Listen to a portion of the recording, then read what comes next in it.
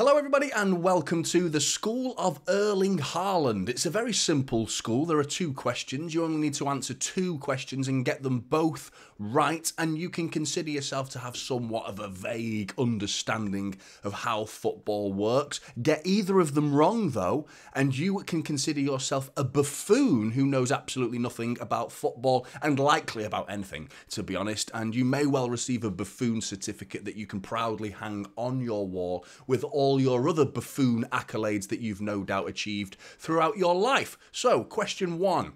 Will Erling Haaland score more goals than everybody else in the league that he is participating in? Please get in the comments below and answer question one. Question two. Should you write Erling Haaland off completely if he goes a game or two games or even three games without scoring a goal?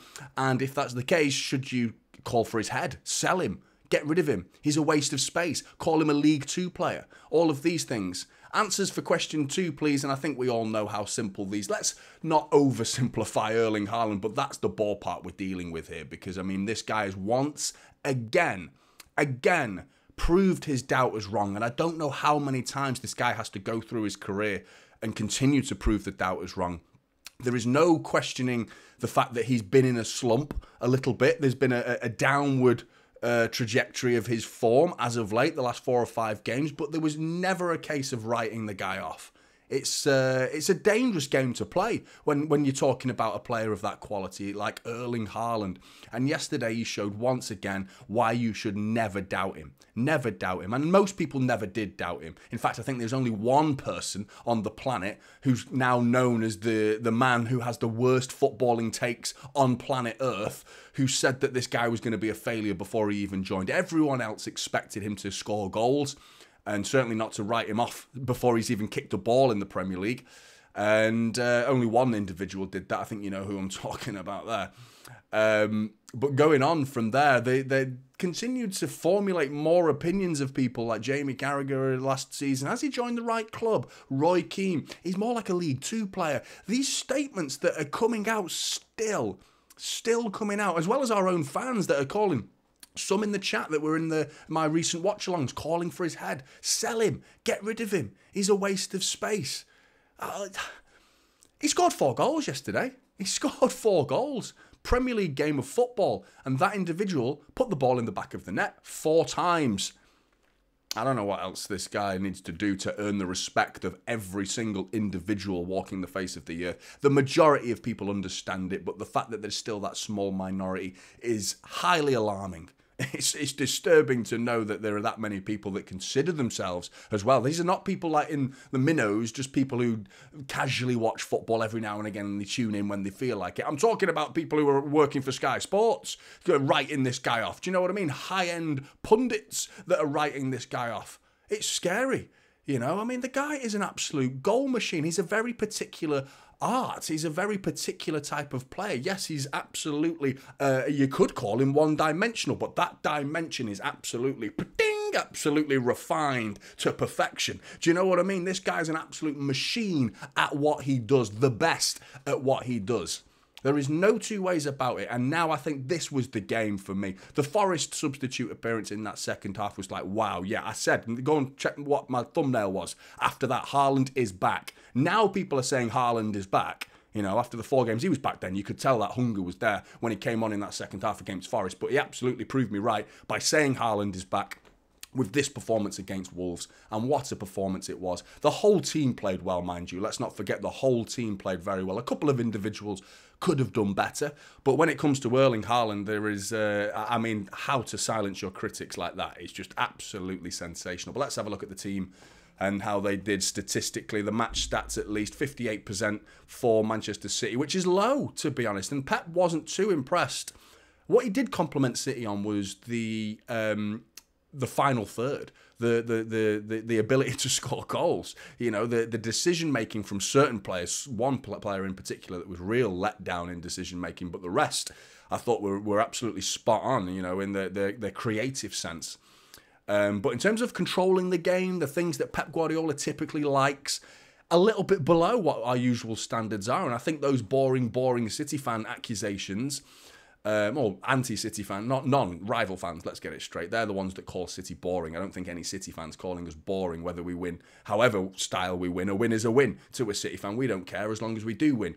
But this was not a boring game from City. I mean, we battered Wolves. And if that's what you want, if you want City to sometimes lose, then I'm sorry, that's not boring. The fact that City played some quite exciting and explosive football. And it's credit to Wolves that they came to the Etihad and tried it on. And I mean, some people will say, well, that was suicidal. That was stupid from Wolves to do such a thing. And it's why they got spanked 5-1. And they may have a point, to be honest. But credit to Gary O'Neill to sending them to Wolves and playing the way that they played, sticking to his beliefs and his policy of how to play football. Whether you're at the Etihad or you're playing against Yeovil, they play the same way. And I like that. I respect that. And there's a long-term goal there, not moving with the wind for Wolves, but that's a whole other topic. But as you can see, the explosiveness from City and the creative side of the game, 20 shots, 12 on target, brilliant. 2 for Wolves, and they scored. That's what's annoying about this. A mistake from Ederson that I'll get onto shortly, but the XG reflects that as well with 3.74 to their 0.35, yet they scored. I can't believe we didn't keep a clean sheet yesterday. So annoying. 6 big chances to their 1. Again, you can see the control isn't quite there. We normally break the 700 mark when it comes to passes in games. Sometimes this season we've got over 800 passes, close to 900 at times.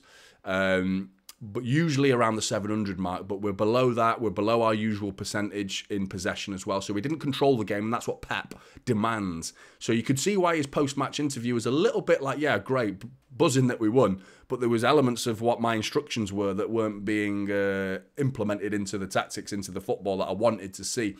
Which is good. Pep always criticises. When we smash a team, he always criticises them. When we have a bad game, he always wraps them up in cotton wool, doesn't he? It's very clever, Pep, with that regard. He asks for more from players. When they have good games and the team plays well, he wants more. And I love that about Guardiola. And he definitely lets City know, the players know that we can do better. Even though we won 5-1, it was a case of let's go again, let's go again. And that's why we are where we are, because of Pep's attitude like that, and why we are the top team in the world right now and have been for quite some time. Fouls got a bit tasty, didn't it? I mean, don't feel like that, but 17 fouls and 4 yellow cards, that's a large number for Wolves. Anyway, moving on. Ederson, I'm giving him a 6. Now, I want to talk about the mistake first of all, because we saw a couple of those mistakes creeping into his game against Nottingham Forest in that first half, where he wasn't quite commanding his penalty area as well as he should be for a goalkeeper of his quality, flapping at a couple of things. If you remember, Murillo for Nottingham Forest tipped it just over the bar, just clipped it just over the bar, and that was Ederson's fumble that allowed that chance to materialise against Forest. Similar sort of scenario, cross comes in, he flaps at it, should have either punched it or left it, one or the other. Don't come out and do nothing with it and just get like a fingertip on it and leave your goal wide open behind you while you're doing it for Hwang to tap it. And it was a good finish, to be fair, because he took it on the half volley, but still, you've left your goal wide open. So that's, for me, is a goalkeeping error. But this is what Ederson's all about, and I mentioned it yesterday in the watch-long, and thanks for those that joined me, by the way, in the watch-long. It was another brilliant watch-long, really enjoyed it, good turnout. One thing I mentioned and complimented him for, but wasn't quite as complimentary as I probably should have been, was the bottle that he showed within a minute of making that mistake. I think even he would hold his hands up and say, yeah, that was a mistake. But the bottle he showed to get the ball down again and ping one through a channel into Phil Foden. And then Phil Foden turns, dinks it over the top to Erling Haaland, and we make it 4-1 immediately. That comes from a brave pass from Ederson, a very brave pass. Now, I'd argue that Ortega would never have made that mistake to flap at the ball and give Hwang that opportunity to score. But also, Ortega probably wouldn't have gone for that pass. He may have tried it, but I'm not sure it would have been quite as precise as Ederson. And that's the difference between the two goalkeepers for me. But Ederson's been saved with that pass because he rectified it by giving us a 3-goal advantage back immediately by getting that ball to Foden. But still, he's lucky not to be getting a 5.5, really, because he was only called on once, really, and he let them down, really, with that little flapping moment. It was a bit of a disappointment, but I've given him a 6 because of the fact that he bounced back straight away, which was good. 40 touches, 84% passing accuracy, 6 long balls, only 1 was completed. So even his distribution quite wasn't on song yesterday. 2 high claims, should have been 3. 1 run out, and it was successful, 6 out of 10. Kyle Walker, 6.5. Quiet and effective, called on a few times defensively, as were the rest of the defenders. Very rarely actually called on, but when they were, they delivered.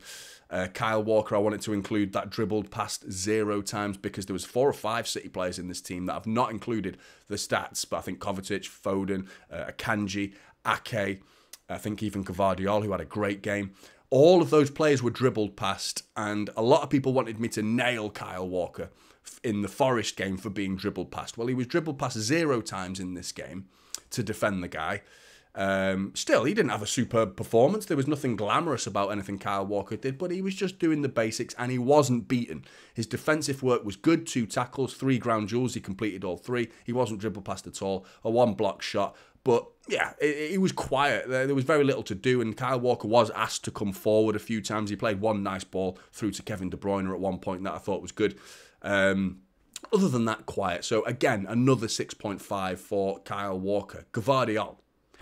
I'm getting more every game now. The guy's just grown, and I mean, he's shot up, hasn't he? Like he was doing a bit of this, wasn't he? Like it was slowly, little signs. You could see the signs over the course of the season that this guy's getting better and better, edging his way up. About 6-7 games ago, the first leg away at Real Madrid, and then maybe a couple of games before that, in fairness to him, he just went bang, didn't he? And the quality, just sort of light bulb moment. It was just like suddenly, I get it. I get what Pep wants. I just get it now. And he's absolutely showing that on the pitch because the football he's been playing both ends, defensively and in a creative sense, getting involved in the build-up play. He's an absolute quality player. And people were saying, and me being one of them, said that his best position is centre-back, and that's predominantly where he's played throughout his career. But his ability on the ball and his creative sense, his eye for a goal as well, you know, he's scoring goals lately. Could he be a genuine left-back? You know, get that in the comments below. Do you think this guy's got a future as a permanent left-back for Manchester City, or do you see him tucking inside eventually and being our main centre-back? Get in the comments with that one. 72 touches, 87%. Passing accuracy, 3 tackles, a big chance created, 2 key passes, 3 dribbles. He completed all 3, 10 ground duels. He won 8 of them. Can't ask for much more, really. If you pop an assist or a goal to his name, he's getting a 9 all day long. But the fact that he didn't get anything like that is still, it's hard to give defenders high numbers, but 8.5 is the least that Josko Gvardiol deserves for that performance. Let's keep it going, mate. Keep it going. What a player we could have on our hands here. And all that transfer saga that we went through in the summer looks like it was worth every minute if he continues in this form. Akanji, again, similar to Walker, quiet because there was little defending to do, but when called on, delivered. 87 touches, 91% passing accuracy, 2 tackles, a key pass, 2 ground duels out of 4 were won. 1 out of 2 aerial duels were won, and an interception. Decent, not much to speak about really for Akanji, but solid as usual. Didn't really pop into midfield as much. It wasn't really needed. Rodri was often quite a single pivot throughout this game and did reasonably well. I think Kovacic helped Rodri in that game, and I'll get onto that in a minute. But Akanji was decent, was decent. So 7 out of 10 for Akanji. Same again for Nathan Ake, 7 out of 10. There was a couple of moments that he's actually got less numbers, defensive numbers, than Akanji has. As you can see, 0s in the block shots, clearances and interceptions, and 1 tackle. But if I remember rightly, whether that's gone down as a tackle, it was a vital toe. There was a ball over the top, and I think it was Hwang who was almost through on goal. And Nathan Ake just gets back and just gets a toe on it in the vital moment just to poke it back to Ederson. And these are the little details, these are the little moments that Nathan Ake is capable of. And he's just always switched on, isn't he? Same as Akanji, just ready, just there, the safety net for Manchester City. These two have been absolutely sensational this season.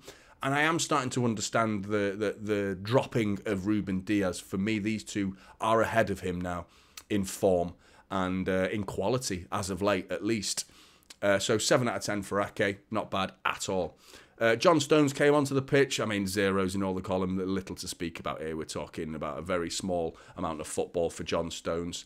6 out of 10 is all I can really give him because there's little to speak about there. Rodri, 8.5 again, absolutely sensational. There's one thing I wanted to mention, that my dad and my mum and dad who go to the games, they were at the Etihad yesterday, and they had the advantage of being at the game, which therefore you see these little things that you don't see on camera, but it was right in front of where my dad and my mum sit, and they told me how there was a moment where Rodri was just dead on his on his heels, just flat out, couldn't breathe. He'd look knackered, apparently, is the description my dad gave me. He just looked out on his arse, you know, and he just has to amble back, and he's knackered. Just Rodri, mate. We've got 4 more games if you include the FA Cup final. 4 more games, Rodri, mate, and send this guy on the most luxurious holiday of his lifetime, because this, I mean, he's got the bloody Euros, and so he's fucked. He's absolutely fucked. But I feel for the guy, man, because we are running him into the ground, and I hope to God there's never going to be some big injury that takes him out. He's made it clear he's tired, but he doesn't show it. In that first 70 minutes of football, he certainly doesn't show it as well. But 102 touches, 93% passing accuracy, 5 key passes, 2 tackles, a big chance created, 2 assists, mind you, as well. 2 assists, 14 ground duels. He won just under half of them. And he gave the ball away 12 times, 8.5. A lot of that score is down to the assists, but still, it's the minimum you just come to expect. And I don't want to go through a video ever taking Rodri for granted. You know, when he plays like this, we just consider him Mr. 8 out of 10 all the time. And it's like, yeah, well, it's 8 out of 10. It's Rodri. And it's like, well, it's Rodri. So what? What's the standard? Why are we not comparing him to other people? People want to talk about Declan Rice all the time. This guy's leagues ahead of Declan Rice. Leagues ahead of him. He can do everything. Rodri is an absolute machine. Now, Declan Rice is a quality player, and he may one day reach the levels of Rodri, but he's not there yet. He is not there yet, because Rodri is an absolute beast of a footballer. I mean, Ballon d'Or material for me. He absolutely is. 8.5 for Rodri. Nunez came on the pitch, 11 minutes of football, 11 touches, 8 passes, that is, for 100% of that were completed. He gave the ball away 2 times, little to speak about. Again, I think there's a future there for Nunez. I know a lot of people write him off, but personally I think there's a decent future there. Little to speak about against Wolves, so 6 out of 10. Kovacic, I think he's been a lot of the reason why he's sort of like the oxygen tank for Rodri, you know, to give him a breather a little bit. Play him alongside Rodri for the rest of our games for this season, including in the FA Cup. And Rodri gets that freedom to take a little break. Kovacic wasn't anything glamorous about his performance yesterday. He was a bit of a workhorse, but he was solid. He was crisp in everything he did on that pitch. And I'm genuinely impressed by Kovacic. I thought he had a good, solid performance, and that's echoed in his passing accuracy. You can see that with Mr. Reliable when that ball's at his feet. 95% passing accuracy is brilliant. Just all the simple stuff. He doesn't overcomplicate things. You know, he does it simple and he does it well. You know, 1 tackle, 10 ground duels. He only won 4. 2 dribbles attempted, 1 was successful. But still, you know, he is a real compliment to Rodri. I really believe that he is helping Rodri be the best version of Rodri. So much so in that midfield, and those two are starting to really work well together. But yeah, he wasn't anything glamorous from Kovacic. I don't want to over-egg his performance too much, but he was good. So 7 out of 10 for Kovacic. Phil Foden, again, gets himself an assist. I think he had a frustrating first half, and I think more De Bruyne is to blame for that, because Phil Foden was putting himself in decent positions at time, and De Bruyne's decision-making wasn't quite on song yesterday. But Phil Foden, he upped his game in that second half. I thought he played much better. He was a bit more tight with the ball. Got himself an assist, of course, and it was a really great ball that over the top to Erling Haaland. 7.5 for Phil Foden. 82% passing accuracy, which is a bit low for his standards, but you know, he does try the difficult passes here and there. 3 shots, 1 on target. Half of his ground duels were won. A key pass, and 2 out of 3 dribbles were successful. 16 times he lost the ball. 7.5 for Felipe. De Bruyne, not a great performance. I think I'm bordering on generous with 6.5, because I really don't think he had a good game at all. In that first half in particular, he just looked off. His touch was a bit wayward, a little bit loose. In the first 30 seconds, if you go and watch the highlights or the full 90 minutes of the game, you can see in the first 30 seconds, he had an opportunity to take a touch and hit it. And it's very uncharacteristic of De Bruyne to take a second touch. Very unnecessary. He didn't need to take a second touch. He gave, I think it was Kilman, who just swarmed him, took the ball off him straight away. In that moment, he had 1 touch, bang, hit it. A couple of opportunities where De Bruyne was driving at the heart of Wolves. And normally he gets his pass right. It's Erling Haaland at times, or Phil Foden on the left. He always picked the wrong decision for me, in particular in that first half. And you can actually listen to Pep's post-match interview as well. He echoed what I was saying during the watch-along yesterday, that De Bruyne wasn't quite at it. He actually named Kevin De Bruyne. And again, that's a rocket up the backside for De Bruyne that The nerves seemed to play a part in his game yesterday. I felt like he was a little bit, I don't know, not his best game for me. But you know full well, just like Erling Haaland, you do not write this guy off. You know, this is not a case of, right, he thinks De Bruyne is shit, is he? He wants to sell Kevin De Bruyne now, get him off to Saudi Arabia in the summer. Nonsense, mate. You know full well this guy will bang in a goal in the next game or some unbelievable assist that we'll be waxing lyrical about for another week after whatever game against Fulham. No doubt he'll do some damage in the next game, no doubt. So do not write Kevin De Bruyne off, but I've given him a 6.5 in this game. As you can see, the big chances created, I've included 0 in that because he normally gets 1 or 2 in a game. And only 1 key pass. Again, echoing what I've just said. Kevin De Bruyne, very uncharacteristic, but still, we won the game, so not the end of the world, 6.5. Jack Grealish, substitute appearance, 10 minutes, 10 touches, 100%, 2 ground duels, he won them both, 6 out of 10. Because 10 minutes of football, that's about it.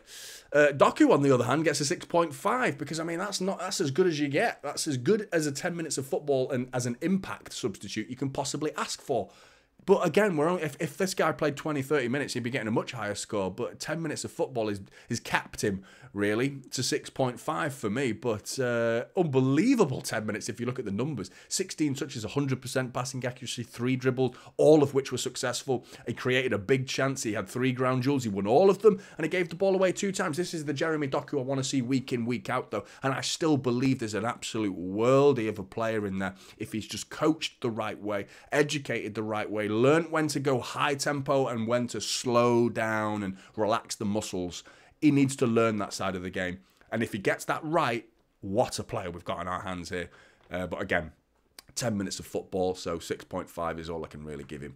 Bernardo Silva, effective, quiet in the first half a little bit. He did everything right when called upon again. It was an odd performance for Bernardo Silva. It was just a bit simple. You know, he was involved in a lot of triangles down that right-hand side. Linked up with Kyle Walker a couple of times reasonably well. Linked up with Rodri a couple of times reasonably well. It was a good performance. It was a good performance from Bernardo Silva. Certainly not bad. But he was, no assists or no goals to speak of. But yeah, 2 key passes, 4 ground duels. He only won 1 of them, but that's not his strong point, is it? Big chance was created, a tackle to his name as well, which is decent.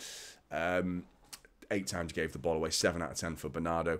Again, impact. Alvarez, 8 minutes of football. I can give him a 6.5, and that 0.5 is for the goal. He took it really well. Other than that, 6 touches of football, very little to speak about. But what a finish that was. Well taken. Really good goal. So hopefully now we've got 2 strikers. 2 strikers that are bang in form. And speaking of strikers, let's turn our attention to Erling Haaland. And to cap off the School of Erling Haaland video, there you go. There you go. 9.5. Man of the matches. Fully deserved. 82 minutes of football. 32 touches, which is quite high for Erling Haaland. 67% passing, which is typical of him. I think there's 15 passes, of which 10 were completed, if memory serves me. He doesn't get involved that much, does he? But 1 key pass, 3 aerial duels, he won 2 of them, 8 shots, 7 on target. Talk about precision, mate. 6 ground duels, he won 3 of them, and he lost the ball 10 times. And he put the ball in the back of the net 4 times.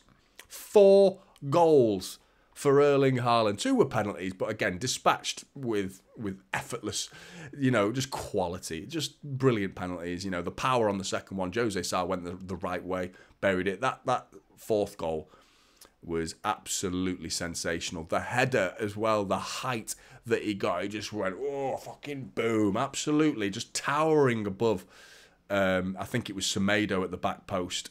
And you could just see, if you can see that still shot of Erling Haaland just floating in the air with his hands that were higher than the head of Semedo, like 6-foot Semedo. And Haaland's hands are above him, with his head like just absolutely towering above everybody. Just the sheer athleticism of this guy. And the continuation of goals being delivered, and the golden boot is going to be sitting in his flat, in his apartment, in his house, whatever establishment he lives in, I don't know. But in terms of who's getting the award, it's this man. It's this man. And there are still some doubters out there, still. And there will no doubt still be some doubters in a game or 2. Next season, maybe. Who knows? We'll hear it. No doubt. City might have a bad game or 2, and it's, Erling Haaland, is he shit? Is he shit? No, he's not, mate. You saw what he did yesterday. The guy's a fucking machine. a machine. And that cuts the video for me because that's just a machine. What a player he is. Get in the comments below. Let me know your thoughts about the performance and Erling Haaland. And like and subscribe to the video. Typical City is the channel, and I'll see you in the next one.